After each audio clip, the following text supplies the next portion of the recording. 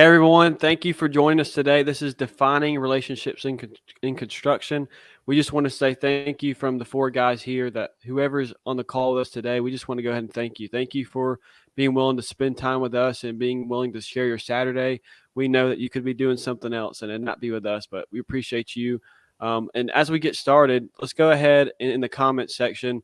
Tell us who is here and where you're located. And in the meantime, as the comments start to load up, I'm going to introduce our guest. So to start out, Mr. Walker Lott. What's up, Walker? What's going on, guys? Sorry, I was trying to pull the live stream up on my phone, and then the volume started playing. I was like, oh, no, it's going to be a backlash. What's going on, man? I'm Walker Lott, co-host of the Laying Foundations podcast. We were pumped to have everyone on here, especially Jesse and Rene. We've had them on our podcast before, so excited to get to hang out with them a little bit. That's right. And then Rene. Hey, what's going on? This is I'm Rene Duron. I work for San Antonio Water System as a field utility coordinator, and I'm the co-host of the Learnings N Missteps podcast. That's right. And I'd like to shout out my gym partner, Steven Sanchez, also a co-worker at San Antonio Water System. Shout out to his home gym, Alta Vista Barbell. We're staying hard. 4 in the morning every day before work, getting it in. Thank you, Steven Sanchez. It sounds like y'all had some New Year's resolutions going on. Yeah. But I say you've been, at least up here, I can tell you've been working out a little bit more than I can. Today was leg day, actually. There you go. There you go. And then we got Mr. Jesse. What's up, Jesse? What's going on, y'all? I'm super happy to be up here and dip into the fountain of youth, hanging out with the three of you guys. I'm the host of the Learnings N Missteps podcast. I also have the privilege of sharing the stage with Miss Jennifer Lacey on the BS with Jen and Jess. That's right. And I struggle with how do I describe myself? I want to surf, and I want to surround myself with amazing people that are also about enhancing the quality of life of others. And that is exactly why I'm here with you guys, and really just crossing my fingers and praying that some of that spills over into Rene, my baby brother. No, I'm joking. Rene's an awesome man. And this is just, I'm enthused to be a part of this conversation. Man, well, I appreciate you three being willing to spend time with me. Just from my time getting to know y'all, obviously, Rene and Jesse have gotten to know y'all a little bit more outside just the podcast as we continue to grow together. But thank you so much for just being willing to spend time with us. And hopefully we add value to our listeners today, our audience. So if you guys don't know me, I'm Davis Hamrick. I'm co-host of the Laying Foundations podcast, and I get to do something like this every week with Walker. We've had a great time, just like Jesse and Rene. And what we're about is trying to inspire the new generation of builders to live a life with purpose. And that's our goal. We're trying to help this new generation know that, this stigma around construction really isn't what the stigma is. How do we do that? We talk and have relationships with people. We have a conversation just like we're going to have today. And so before we get started, let's go into the comments section. We have one everyone's excited about is Mr. Adam Hoots. He said he's early to the event. Adam, thanks for tuning in today. If you guys don't know about him, he is the lean construction shepherd of Construction X Solutions. If you don't know what he's doing, please go follow him on LinkedIn, get connected with him. Just a value-adding machine of just wanting to help people with his heart. Just a great heart. I see Mr. Jesse somehow got on here with sunglasses, so the silver fox is ready for action. We see. Silver fox. Always ready. Always ready, baby. Always And then ready. here's Mr. Larry West. He says, will this come onto the screen when it starts? Okay. Had a question for us. But thank you, Mr. Larry, for tuning in. And then Jesse's co-host, Miss Jennifer Lacey. Early is always good. That's right. Maybe she heard us, guys. I think she heard us talking about being on time. That's awesome. Oh, yeah. If you don't know about Miss Jennifer Lacey, I think she says she's the lean practice leader at Robinson Morton, but she's doing so much other things in her space of just she's a rock star in the lean construction world. And literally, from what I hear from Felipe, whenever she walks into the room, everybody's like, hey, it's Jen. Hey, that's Jen. That's Jennifer Lacey. It's a celebrity. That's right. So if you don't know her, go follow her on LinkedIn. And then Adam Hoots again, talking about in Greenville, South Carolina. We have somebody Orlando B. Thank you, Orlando, for coming in. The great state of Texas. We have one of our guys, Walker, Mr. Justin Pack. That's right. Boom. Thank Our you, dude, Justin. we both worked with Justin before. That's right. We got Mr. Buddy Brumley. Mr. Buddy, thank you, from Dallas, Texas. Thank you for tuning in. Hopefully, I don't know if we can teach you anything. You have the wisdom far that exceeds us, but we appreciate you coming in. We have Mr. James Campbell. Jesse, tee him up for us. I don't know exactly. He's the podcast. Is it the Yep. So Uncommunicator? James Gable just recently launched the Uncommon Communicator, him and his co-host, and they have been reviewing the book Never Split the Difference, and really teasing out the great practices and techniques of negotiating, listening, and connecting with people. And they do a phenomenal job of it. And also, he is like an Instagram superstar, and he posts these like delicious looking pics on his Instagram account that I swear that the food looks so good. Like I gain weight looking at them. Oh, wow. I don't need to follow him then. That's going to make me bad.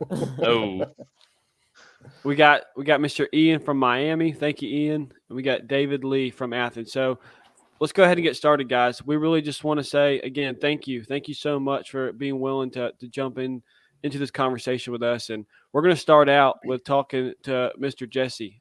Jesse is the old man in this group. And he knows that. He's got the silver hair. He's got the wisdom. That's right. And we just want to talk about, Jesse, tell us about what it was like for you growing up as you were a plumber and you were a trade partner. What was that relationship dynamic like as you were coming up in this industry?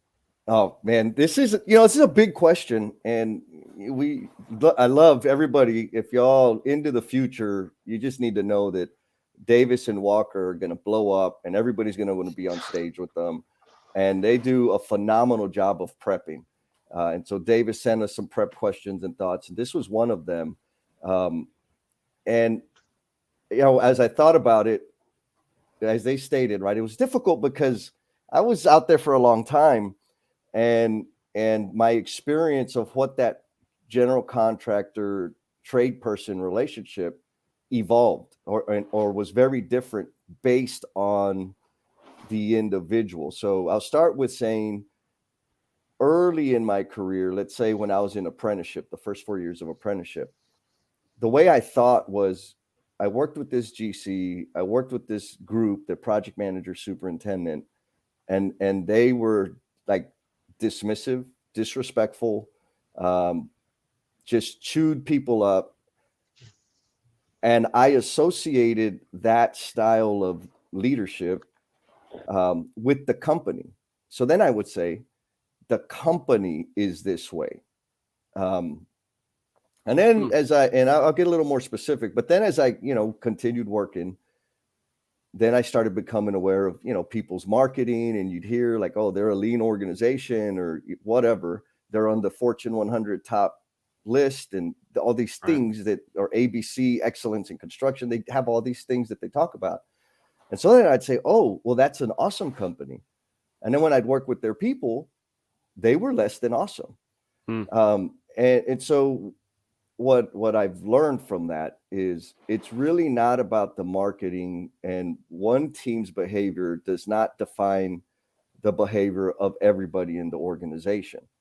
So it comes down to the one-on-one, the group that you're working with right now, and the way things are even now, fast forward to now, it's very rare for a construction, like the team that's assembled that kicks the job off to like get it out of the ground is rarely the same people that finish it up. Yeah. Right. Like people move around, and the employment environment out there is such that, that we were talking about the great exodus, right? 4.5 million people quit their job. Right. They didn't quit their job and they ain't sitting at home baking brownies. They quit their job and went to work somewhere that they feel appreciated.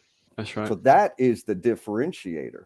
And so back to, as a trade partner at the time, for a very long time, I'm probably going to say maybe 8 years, I just thought that all the superintendents and project managers for a GC like took a class and took an oath that said, I will disrespect and undervalue every trade person on the job. Because they kind of all had the same mold. They all kind of behaved the same way. And it wasn't until I was a plumbing foreman, that I finally worked with the superintendent. His name escapes me right now. It'll come back to me. It's the gray hair, man. It's the gray hair. That's right. That's right. But it was the very first time that I worked with the superintendent that we actually had flow on the project. It was actually fun. We had conversations when we were behind. It was like, hey, Jess, I need to talk to you. Here's the situation. How can I help you get these? Like, what's the problem? Why aren't you? We had to hang like VAVs or something. I'm like, bro, like there's a submittal problem. What I know is the delivery date keeps moving because the submittal hasn't been approved. That's what I've heard. He said, okay, I'm going to help you with that. And then he did. And so that was like, oh my God, that was totally, totally different. And so through my careers working as a trade partner, which was a long time, started in 1995, plumbing apprentice right out of high school. And it was about 4 years ago when I left the trade partner side of the business and went to the dark side and went to work on the GC side. That's right. That's right. Over that period of time, there are only 3 superintendents, 3 projects that I can say I felt respected. I felt like we were honored. We made a lot of money and we left with friends. That is a rare occurrence. I think that's happening more and more. We have amazing organizations out there. I mean, we got some of their representatives, Thomas LeMay with DPR. I know how Thomas rolls and I know what he's focused on. And so those types of experiences are starting to grow, but that's not to say that that is the overwhelming majority. I'm going to tell you right now, it is the minority experience to be on a project where people feel appreciated and valued and have a good time.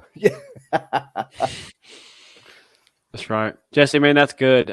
That's a great point because I want to go back. You talked about how your first interaction with someone, oftentimes the first interaction with someone is how we write people when it shouldn't be. We know that, but that kind of just disdain of meeting that person can have a lasting impact. And I started thinking about this week, and Rene, I'm coming to you after this, but I started thinking about this week, the tone of the leader really, it's a huge thing. People don't think about it, but when I have a great leader on my job site and he's here and his tone is, I'm caring, I'm helping people, I'm keeping people accountable, but I still value them. I'm not a jerk. I'm not brash. I'm not rude, but I'm doing my job. I'm telling subs, all right, trade partners, we got to get moving. We got to help in this area. He does it so well that I'm just amazed at how easy the job goes. And it looks simple to me, but I see him. He puts in 50 hours of work every week just trying to help people and add value. And so I love that. If you can be that person in the field or in the office, whatever it may be, that truly values and truly cares for people, then that's that shift or that change that we're going to need to have in construction. It starts with one person. And we talk about all the time, what are we doing on a daily basis to get better? Well, it starts by every day. What are we doing ourselves to help other people? And so, Rene, I want to go to you. Now, you're the younger guy. You're the younger brother of Jesse, but you're also younger. We know that younger, very younger. He's got gray hair. You don't. But, Rene, what has it been like for you working for the San Antonio Water Authority? So, first, I also am starting to grow gray hairs too. Uh-oh. Oh, no. The transformation from It's Jedi starting. to Sith is starting. But, yeah, so – before we get into it, I would like to say probably if Jesse's journey, right, if he's on a 10 being Darth Vader Sith, I'm on, and like when we started the trade partners, helper side, that's Luke Skywalker 1. I'm probably like somewhere in between right now in my journey, strong 4, week 5, where I'm starting to see like, hey, maybe I'm starting to learn that I don't know what I don't know. And I feel like the job that I have is the title's called Field Utility Coordinator. I started as a helper for utility technician, we do all the emergency calls. We do the fixing of the main breaks for the San Antonio water system, fixing sewer lateral repairs, backed up services, returning people, anything that has to deal with digging up a pipe to restore service or to stop an emergency. That's what I was doing. But getting the hands on fixing these pipes. That's how I started. I started with absolutely zero experience at all. Like I barely even turned a pipe wrench ever in my life. I was actually going to school to be an early childhood educator, and I was working at First Presbyterian Church Children's Center as an assistant teacher there, training to be teacher. But I had my son at the time. My wife got pregnant with. She got pregnant somehow. I don't know how, but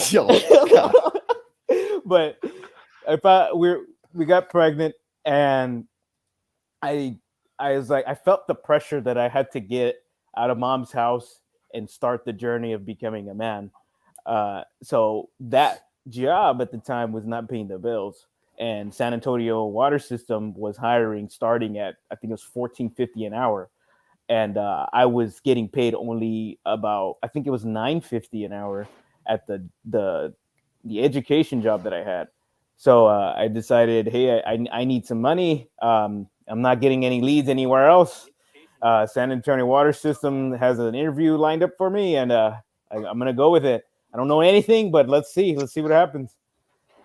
And man, it was a rude awakening. It was a very different environment being a helper from what I was used to. Like, I was working with a lot of nurturing females at the time, and now I'm in hardened, battle-tested men, super machismo, a lot of pride, a lot of arrogance, and I definitely experienced firsthand what you guys were talking about, where you get those administrators that are kind of dismissive and just the opposite of patient and nurturing, right? And there was many times I wanted to quit. I was like, man, this sucks. Like I don't know anything. I'm trying to learn. I'm trying to remain positive and stuff, but I just don't know, and I just need somebody to teach me. And people would just get upset when I made a mistake or something like that. But shout out to Francisco Escajeda. He passed away. God bless his soul. But he was the one who had patience with me. He was our utility operator, and he taught me everything I know. And he was patient with me. He was hard. He was hard. He taught me, definitely gave me a lot of tough love. But that extra help and patience, man, like I went from not knowing anything the first month to where he started really honing in and tutoring me, and I was like the best guy ever in the whole system, because he just gave me a chance. He just gave me the time of day to actually show me. So that was how I started.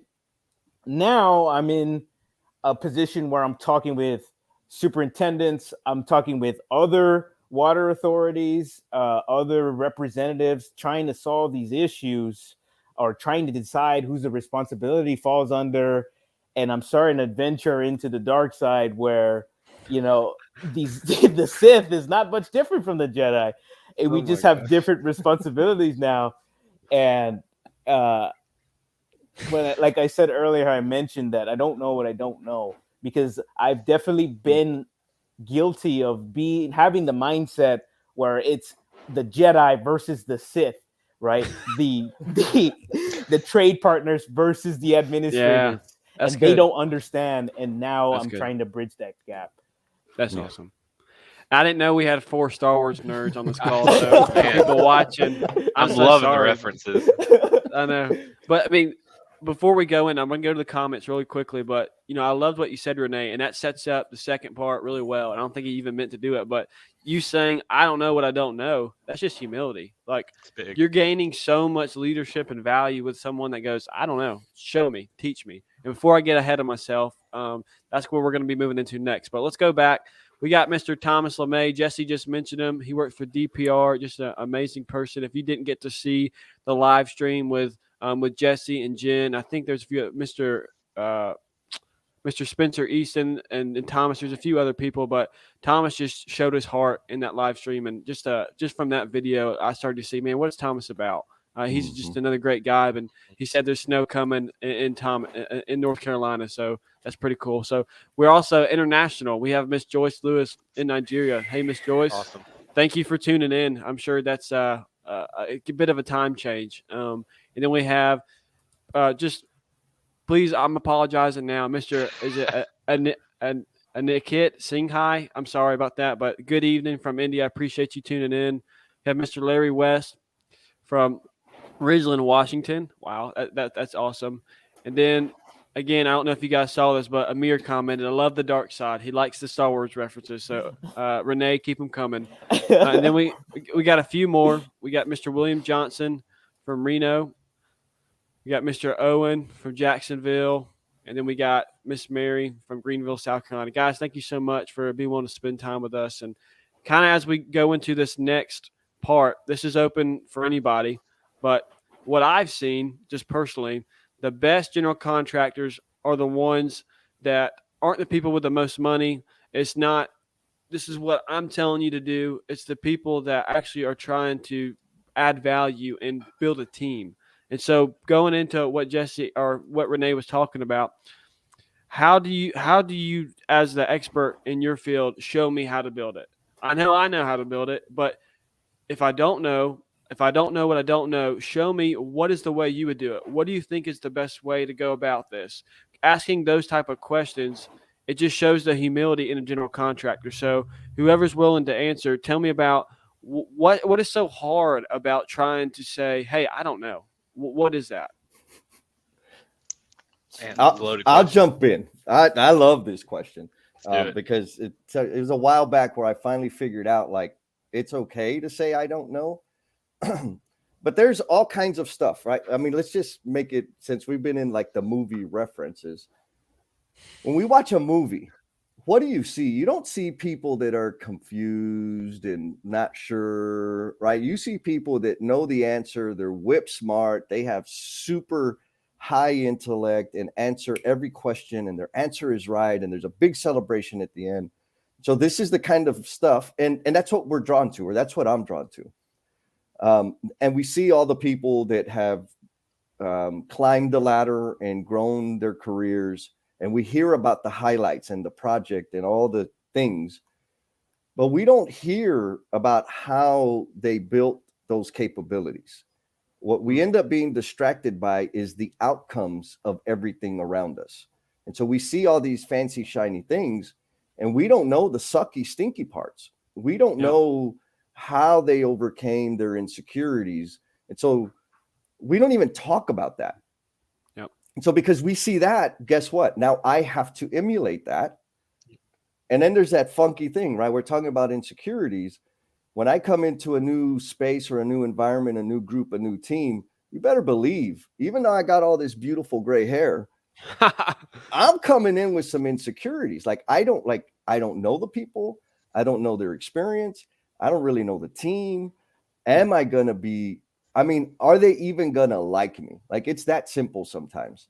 And I can get distracted by that. And so we oftentimes will overcompensate my insecurities to, I am an expert. I am an authority. You need to listen to me. And the reality is like all of us are like this bag of blood and bones covered in skin, which makes us human. And we're all human. And we all don't know. And collectively, we will know more. And so getting to that point to say, man, yeah, that's a great question. I have no idea. What do you think? And sometimes the entire group doesn't know the answer, but the group can come up with a proposition or an idea to try, and just try that bad boy, put it out there into the world. But saying I don't know for some reason has become a symbol of weakness, which is inaccurate. And I think it leads us astray from what our primary purpose is on this world. And that's what causes the rub out there on the job sites. The new kid graduated. This is why y'all are amazing. The new kid that graduates college has a license to say, I don't know, for at least 3 years, every time they're asked a question. But do they use that license? No. They come with their, real human feelings and sentiments and insecurities, and want to present that they do know, that they are an authority. And they're doing that to people that have beautiful highlights. And what that does is it signals disrespect, and it signals undervaluing the expertise of the person in front of you. And then the rock starts rolling downhill. That's my thought. I love that. I mean, I think you can add one thing to it as well, and it's saying I don't know, and also saying I messed this up, because they two of them kind of go together, right? Because a lot of people, if they don't know, they're always going to be afraid to mess up, and so they might not admit it right away. We had Johnny Green on our show once, and awesome dude, love the guy. He was my PM over an internship one summer. But one thing he says is, he's like, for one, I can't fix indecision. So make a decision and do it. And if you don't know what you're doing, ask me. I will sit down and explain it to you, but don't just go along with something, having gotten it wrong, and let it sit for a while without being honest enough and secure enough to say, hey, like, I think I messed this up. I don't know what I'm doing. Can you help me fix it? Because they all kind of go one and the same, right? It's just a humility aspect of it, of just coming into the career being new and wide open and very green. And it's like, the other day, I messed up an owner billing, for a month, and it's like a lot off. But I went and told my PM, I was like, hey, I messed this up royally. He's like, well, what's royally? And I told him. He's like, you're good. That doesn't bother me whatsoever. We got this covered next. Like, just, here's how you can make up for it. I'm like, oh, well, that wasn't as bad as I thought. I thought I was going to get in trouble, So it's just having the humility and courage enough to say, hey, I want to learn from you. I want to be taught. I want you to show me what you're doing. So now going down the road, I know what to look for. That's good. Yeah. I really wish Sabino Hernandez was here right now. That's the guy we've been kind of talking about. He was my foreman in when I was in leak detection at San Antonio Water System. He's still a foreman now. 66 years old, can retire. He could have retired 2 years ago, still trucking, still wants to work.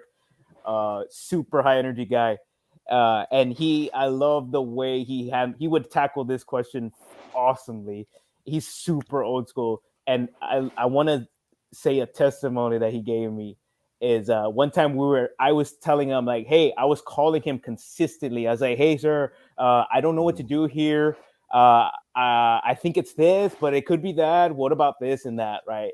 And he ended up getting kind of frustrated with me. And he's like, listen, Papa.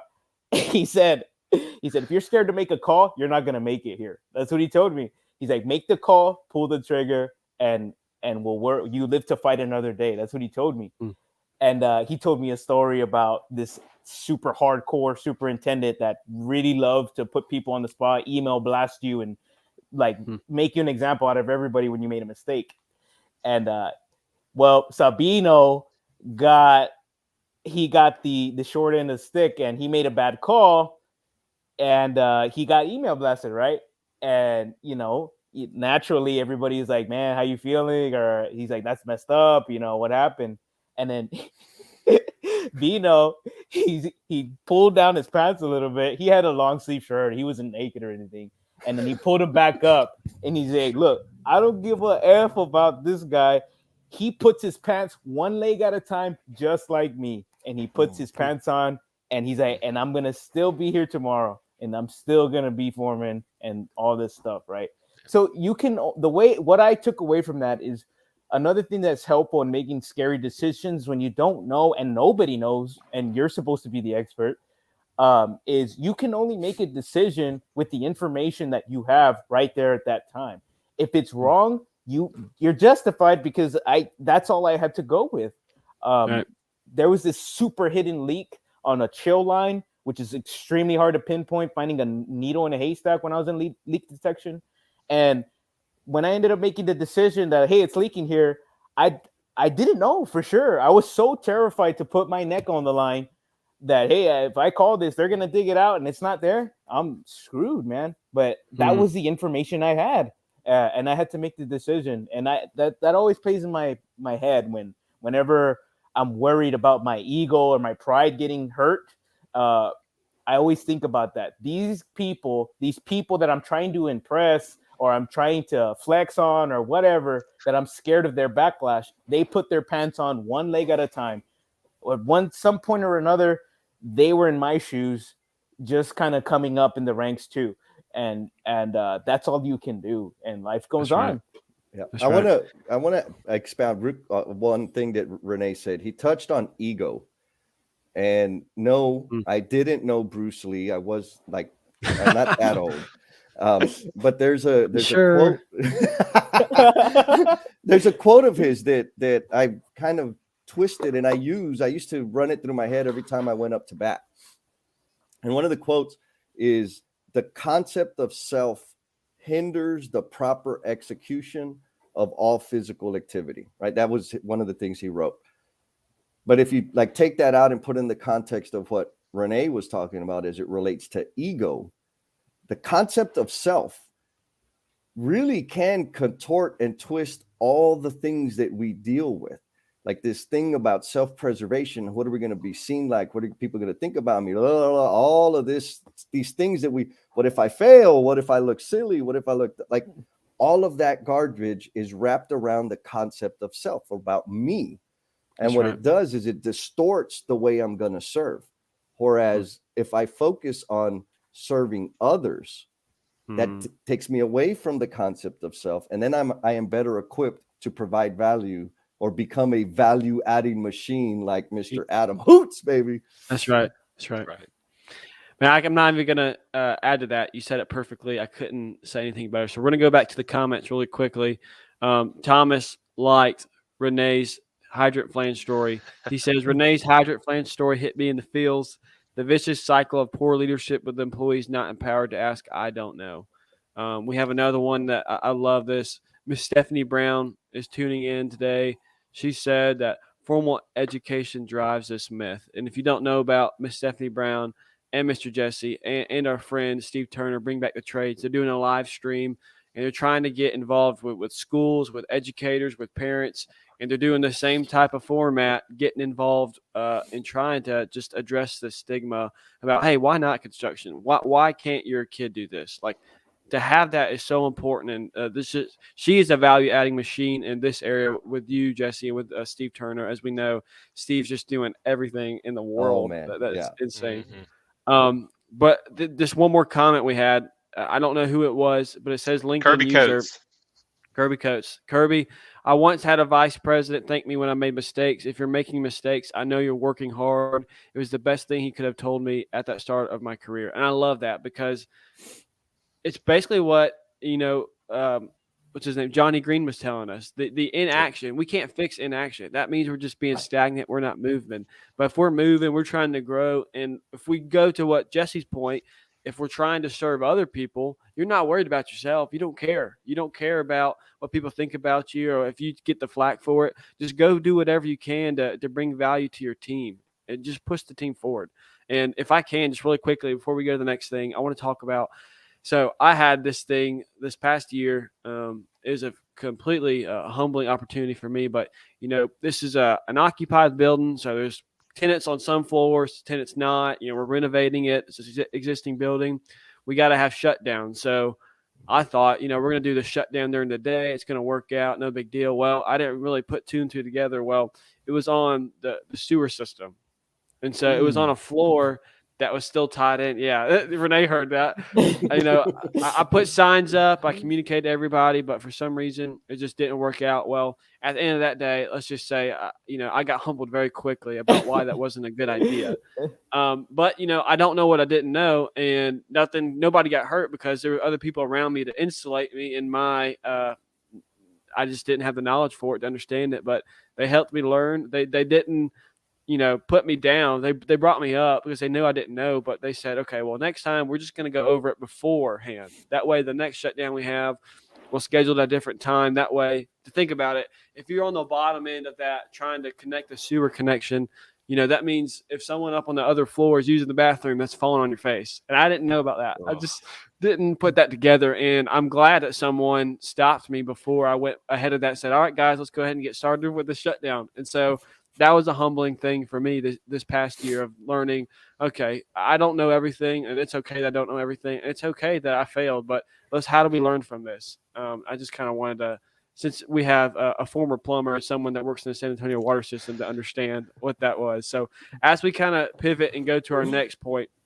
y'all bear with me because I'm going to do the best I can to kind of explain this. But the way that I imagined it, it's like a Venn diagram. You have two circles, and in the middle is that part where you kind of intersect, and the part that is the best part.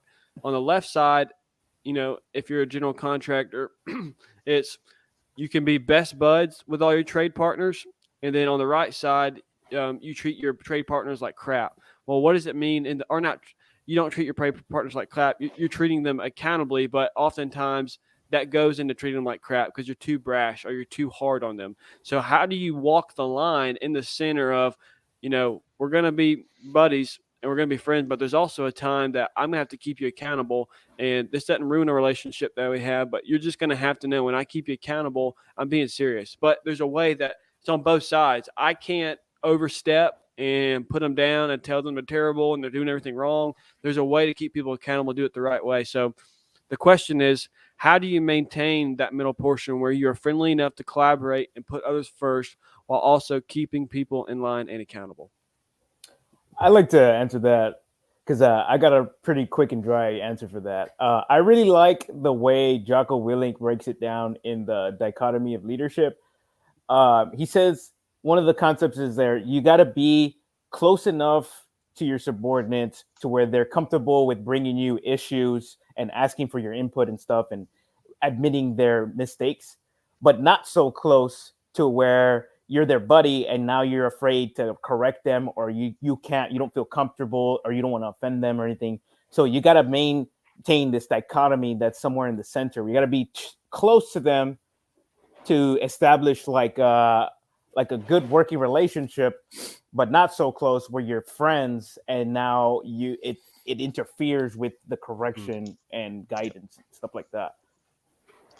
Was it Davis? I love that what you said, Rene. I think it goes along the lines of firm but fair. Was that Johnny Green or Nick Chaplow that said that? Nick Chaplow. It's Nick Chaplow. Yeah, that's what. Okay, but he's saying firm but fair, and it's kind of what you're saying.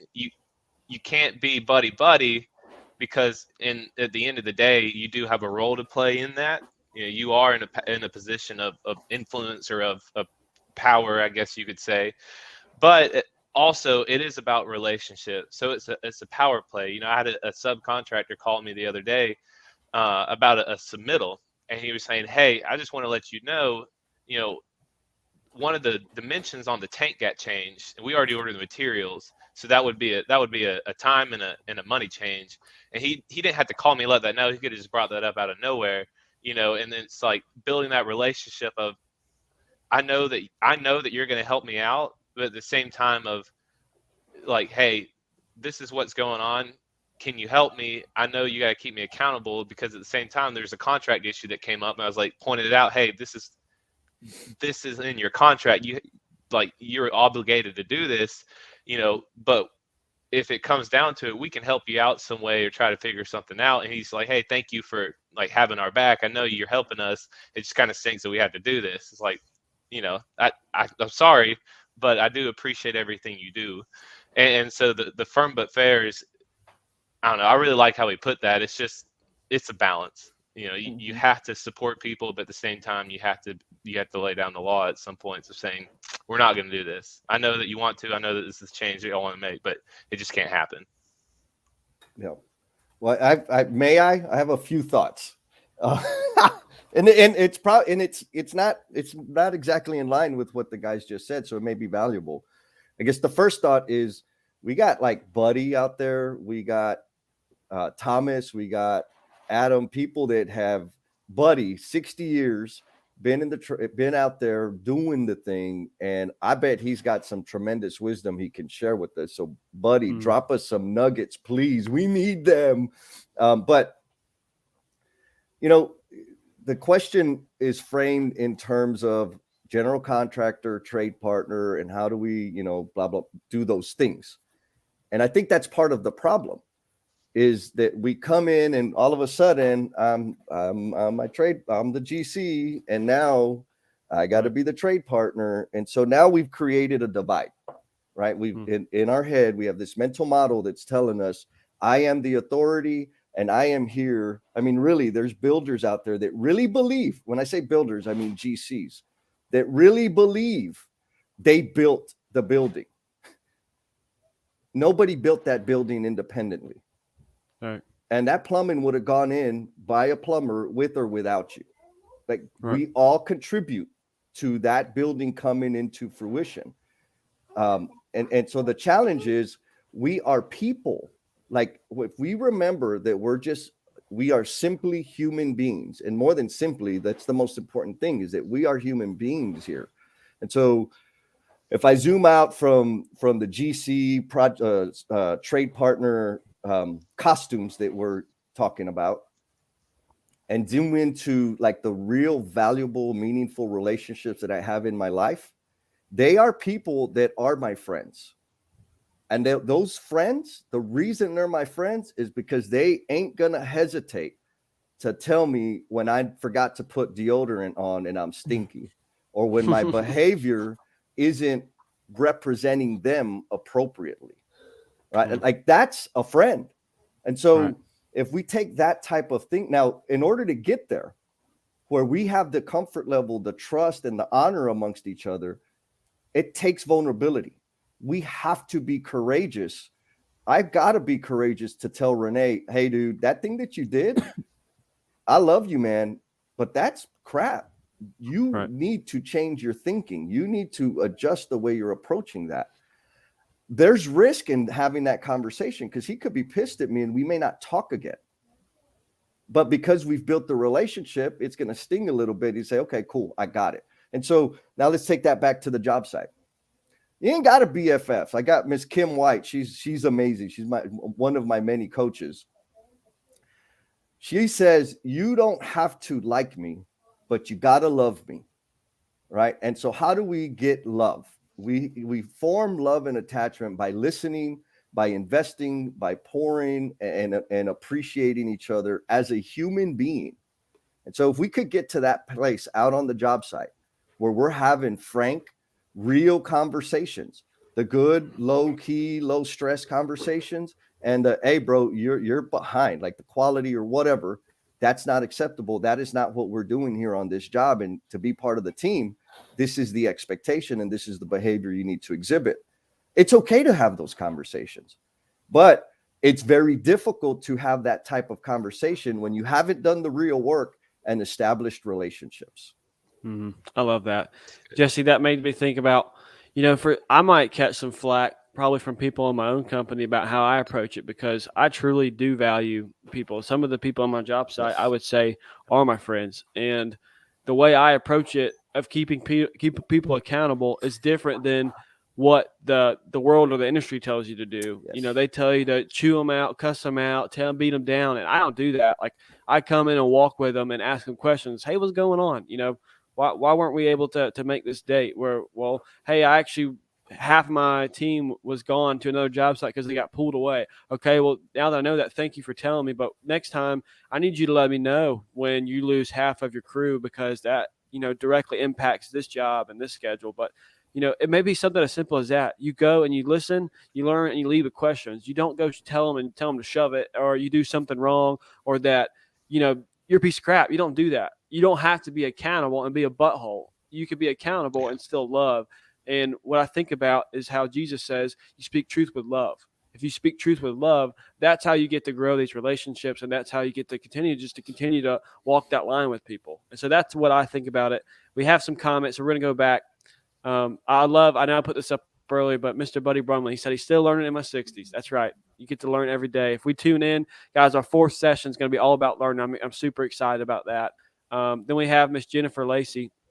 She said, when we succeed, we celebrate and then focus on the win. When we fall or make a mistake, we're forced to make a decision. Do I ignore it? That's key.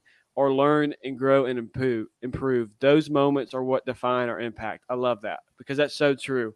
When we celebrate, we're all excited, but when we fail, do we want to sit there and actually walk through what happened and how do we improve from that? And then we have one from Mr. Thomas LeMay. Your true self is shown during moments of conflict. I love that. It shows who you really are. It shows where your heart is. Shows where your character is built on. And then Adam Hoots, what's love got to do with it? What's There you go, love Adam. got to do? Y'all don't even know that song. Oh my God. Oh, I know that song. Come on. Okay, good. You good. You get We a just pass, wanted Walker. to hear the Wanted Silver you to Fox sing sing it. it. Yeah, that's right. That's right.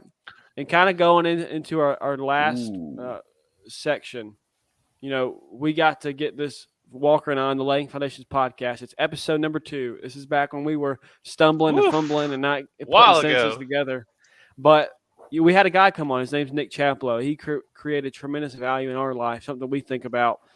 And he said, you can have quality. There's 4 things you do in construction: quality, safety, schedule, relationships. The other 3 don't matter unless you have great relationships. If you don't have great relationships, the other 3 fail every single time. So I could be doing good at quality. I could be doing good at making sure everybody's safe. I could be driving the schedule. But if I don't truly value the people on my job site, it doesn't matter. And that's the kind of the standard we want to live by. And so as I'm stealing this from Nick Chaplow, I kind of wanted to hear everybody's thoughts on that. But what do you think? What is something that comes to mind when you think of great relationships? I'd like to go first. No. Go for it. So great relationships. I think one of the key things that's present in a great relationship is like active listening, where you're like listening to understand and not just listening to respond. Like, for example, I got a very fresh, recent misstep in my career where, without getting too technical, I was doing a job that had nothing to do with this emergency that presented itself on site. I noticed there was what appeared to be a main break on a 20-inch asbestos pipe, water coming up, but it was invisible because it was draining into a drainage culvert, but we were losing a lot of water. So I wasn't even there. I could have just said, hey, I don't see it. Nobody called it in. I didn't see it, but I decided to make a call about it. Well, it just so happened our emergency crews were kind of tied up on other emergencies. And when I created the work order and notified the administrators, they saw it was a large diameter pipe and we're losing a lot of water. So they decided to pull them off to go address this. They decided this was going to be a higher priority than what they were working on. Okay, well, long story short, the next day I find out that the leak that I called it a 20-inch main break. It was actually a 2-inch service line gasket that was blown. But I made a decision with the information that I had.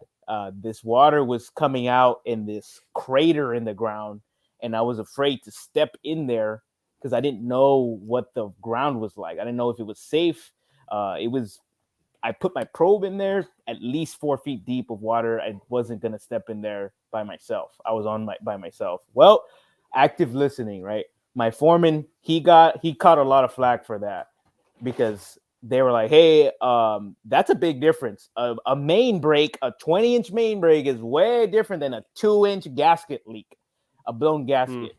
The water loss is just drastically different. So they basically gave him hell that, hey, your guys need to be doing a more thorough investigation. Why didn't he do this, that, or the other thing? So he caught a lot of flack for that. But he came to me and didn't start off the conversation with, hey, man, I caught a lot of flack for that. What happened? Like, what's going on? Why didn't you do this or that? He didn't come to me like that. He came to me. He said, hey, Rene, I saw you made a work order yesterday about a 20-inch main leak. And I was like, yeah, I was like, it was a service leak, wasn't it? Because I had it. After I made the decision, I was like, man, maybe it was this, right? And he was like, yeah, and then it'll be in a service leak. And he was like, what happened? He asked me what happened. And what did you do? And I told him what I did. And he listened to me, and he didn't cut me off and say, well, you should have done that, or you should have done this. He just listened to me. He listened to me explain my thought process. He listened to me explain my investigation, what I was observing on site. He listened to me, and he ended up saying, he's like, yep, it sounds like you did everything you could do. I would have made the same call. I'm going to go make site, check it out, and we'll go from there. So the next day he made site, he saw what I saw, and he was like, okay. He's like, yeah, I would have made the same call. Don't worry about it. They can go pound dirt.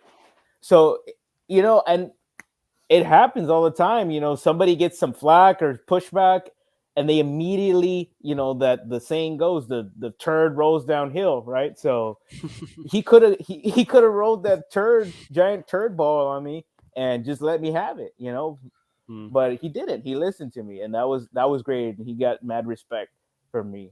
After that, I think love that. I love that. Mark of a leader is just exactly what you said, being willing to take it when someone on your team messes up. Because even one of my PMs, he's very open and honest to all the people in our group. We have a lot of young people on our team, younger from 20s to 30s, and don't have as ton of experience as some of them do. And he's told us, he's like, look, man, Jesse, you really can't mess anything up. He's like, you can't mess anything up with the contract with the owner. So if you know information that we don't have, or if you think things that we haven't heard yet, you can bring it up. I give you permission to. And if it's wrong, I'll walk it back. He's like, I will help you correct it. I will make a correction on it, but you're not going to mess anything up. This is your chance to learn, to grow, and to start learning how to take charge in meetings. So he's very open at giving people this chance to lead and to learn, but also being willing to cover your butt if something's not right or if something's wrong. And that's exactly what your boss did. He wants you to make decisions and to learn from it, but he's going to cover you and have your back if it's wrong. Mm-hmm. I love that. And, that thinks about, our podcast value, listen to understand and not respond. Tying off both y'all's 2 points. If you listen to understand and not respond, that's going to show you the leader. But one of the things I had written down, let me find it really quickly, was people who don't understand leadership don't get that being a leader isn't someone who is barking and trying to drive the ship. A real leader is someone who listens, who understands where the gap is. The compassion in the leader shows that you care. Compassion is what makes you vulnerable and allows you to grow together as a team. And that's what I think of when I think of relationships. And Jesse, I'm about to give it to you to kind of tie it all in together. But relationships, to me, is the most important thing I do on a daily basis. I used to think a few years ago that everything I do is just production. I just got to be moving, doing something, doing everything. I got to be doing it. But when I started to slow down, I still bust my butt. I still work hard. I still take pride in that. But when I start to slow down in those times and get to know the guys and gals that are around me, I'm starting to see, wow, I can do things a lot better when I help a team come together and I'm in the background. Whenever I help guide a team and let them take all the ownership and I'll take the flack. That's just my personality. I'll do that all day. I'll let Jesse Walker Rene get all of it. And I mean, tell me what's wrong and I'll take the blame. That's what I'm going to do because I just love who these people are for me. And so I want to add value to them and hope that we can continue to do this day in and day out because we already know construction enough. It can be hard. It could be difficult. This isn't the easiest industry in the world. And so if you don't value people and you're just there every day and it's just monotonous, well, how are we going to expect people to want to come into our industry? That's what I think about. Exactly. It's Jennifer and I have talked about this on the No BS with Jen and Jess. And you guys, again, I just got to repeat, the two of you are amazing. And the fact that you're starting, this is where you're starting. I'm talking about mindset, gives me so much hope for the future of our industry. And I'm going to do everything I can to help the world, the omniverse, understand that you guys are the standard. Like your behavior of leading with questions and seeking to understand is where we all need to get. But as it relates to relationships, and Jennifer has said this, I think she answered the question on when we were doing the 5S collabo sessions. All of these, the quality, safety, schedule, tools, budgets, buildings, all of that stuff, it does not happen without people.